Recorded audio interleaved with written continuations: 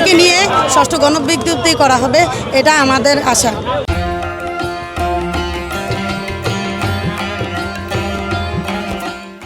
আমরা 18তম নিবন্ধন পরীক্ষায় অংশগ্রহণ করে রিটেনে উত্তীর্ণ হয়েছি। আমাদেরকে ভাইভা থেকে বঞ্চিত করা হয়েছে। আমাদের থেকে হাইকোর্টে আমরা রিট করি। রিটের আজকে রায় দেওয়ার কথা আমাদের পক্ষে। আমরা যতক্ষণ পর্যন্ত এনটিআরসি চেয়ারম্যান আমাদের ওয়েবসাইটে ফলাফল পাবলিশ না করবে ততক্ষণ পর্যন্ত আমরা রাজপথে আছি। যেহেতু আমরা বৈষম্যের শিকার, তাই আমরা সনদের দাবিতে এই আন্দোলন করতেছি।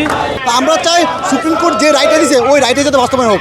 আমরা মহামান্য হাইকোর্টের রায় 3 দিনের মধ্যে বাস্তবায়নের কথা থাকলেও চেয়ারম্যান স্যার এখন আমাদের সুনজরে দেখেনি।